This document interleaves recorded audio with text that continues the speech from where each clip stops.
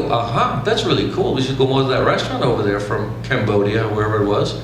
So I think that you can discover things, and it's up to a designer or a product creator to find these new products where you let people discover something amazing that they actually like and therefore buy.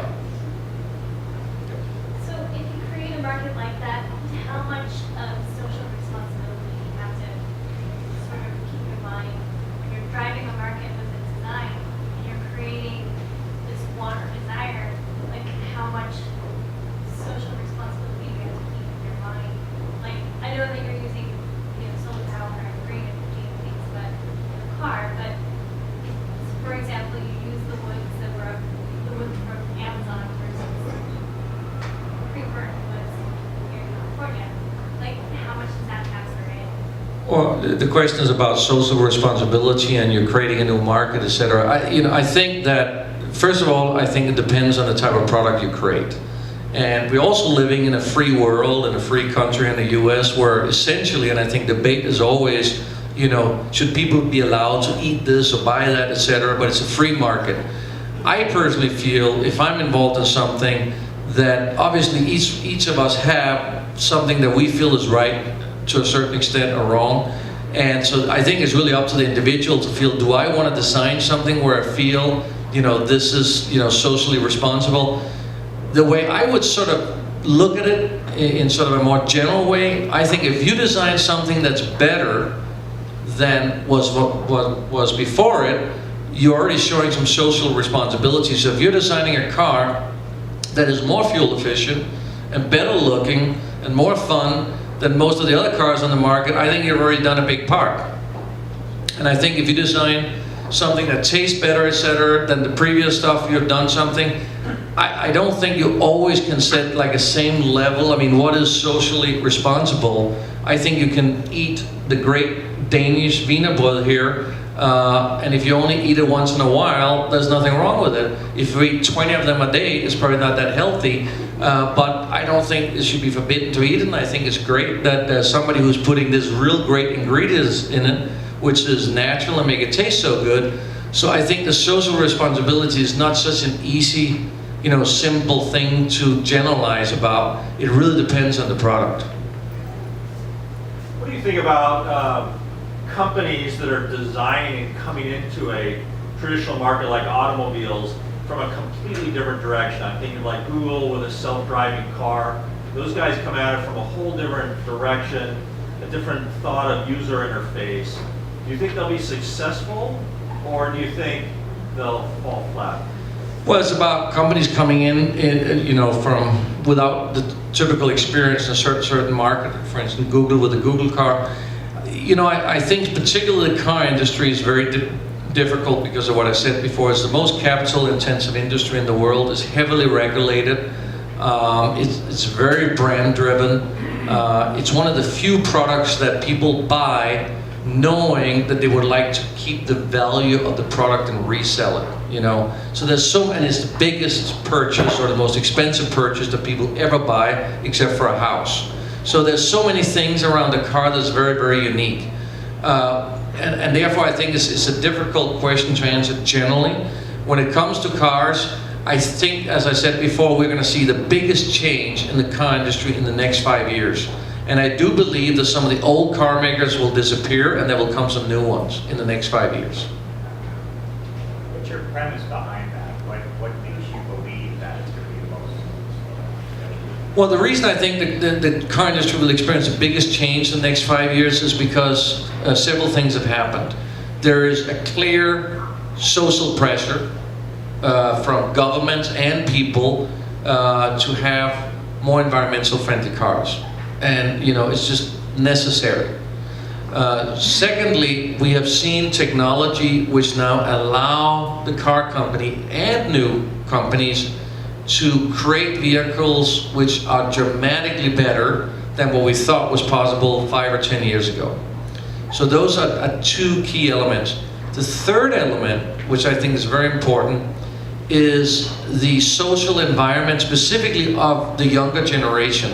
So when people that were young in the 70s or 60s they went out and bought a pair of jeans that was like 3 jeans brands. Today, you know, you go out and buy a pair of jeans and there's 20 brands, and you know, some jeans cost $300 and the traditional one cost $30. That was unthinkable 30, 40 years ago. So what the new generation has come to kind of accept, understand is that new brands are possible. You can challenge the established brands. You know, another example is the power drinks, you know, the energy drinks. You know, 40 years ago, it was either Pepsi or Coke. Now you got Red Bull, you got Monster, or whatever they're called, all these drinks, and they're not even just soft drinks anymore, they're energy drinks. So now suddenly this sweet drink has a purpose. So, you know, everything has kind of changed, I think, in the world, specifically with the younger generation, what they're used to.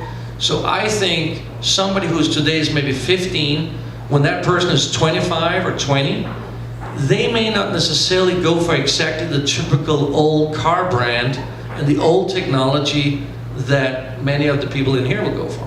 So that's why I think there's a possibility for that.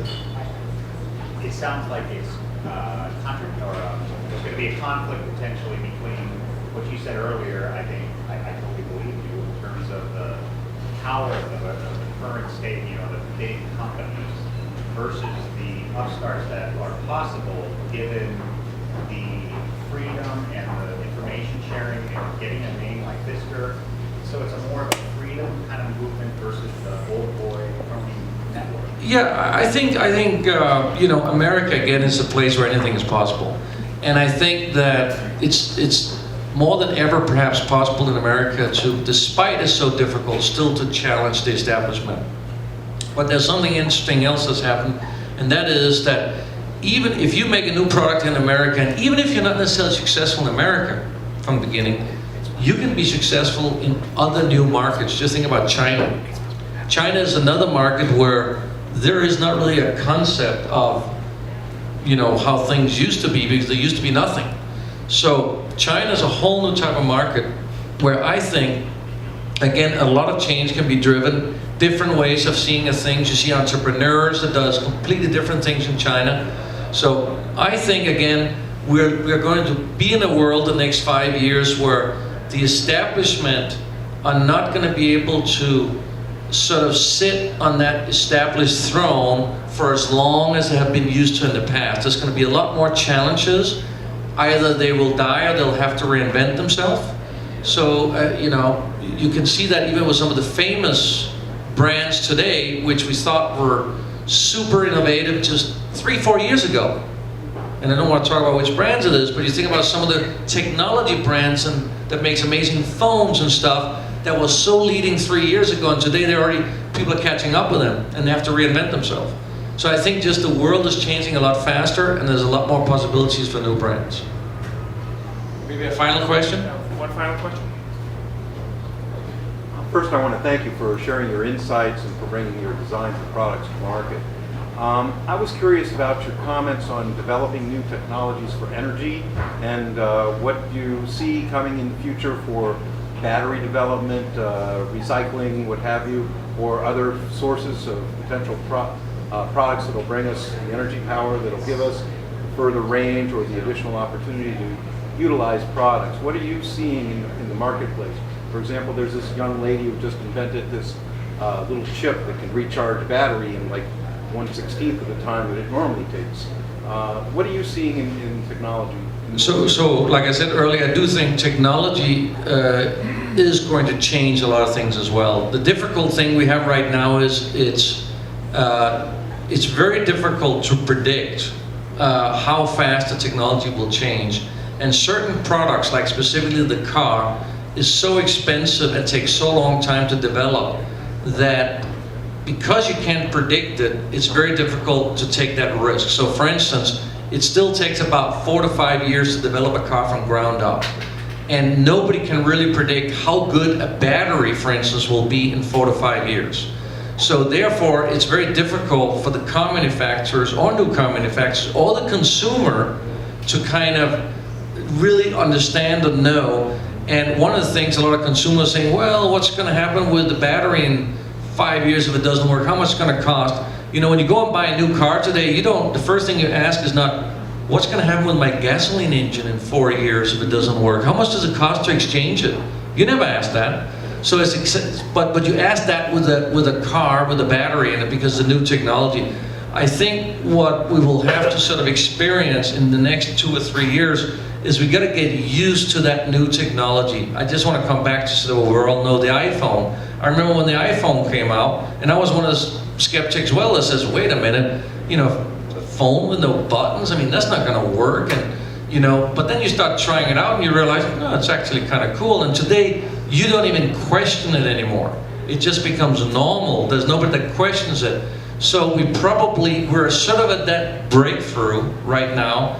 I think not only in cars, but with many new technologies, specifically when we talk about green technology. We're in this area right now where it is very expensive. The total infrastructure isn't there. The total adoption isn't there. So therefore, and there's a lot of skeptics in the media, which makes it difficult for a lot of companies to make a breakthrough because that skepticism is kind of running out throughout, you know, the general public. So therefore, we're probably going to need, you know, I can't say how long, need a little bit of time, but my estimate is that in these next 5 years from today and the next 5 years, we're going to see some major breakthroughs, not only in the car industry, but other industries as well. And I think we're going to really go very strong towards more environmental friendly products in general. Thank you very much. I appreciate it.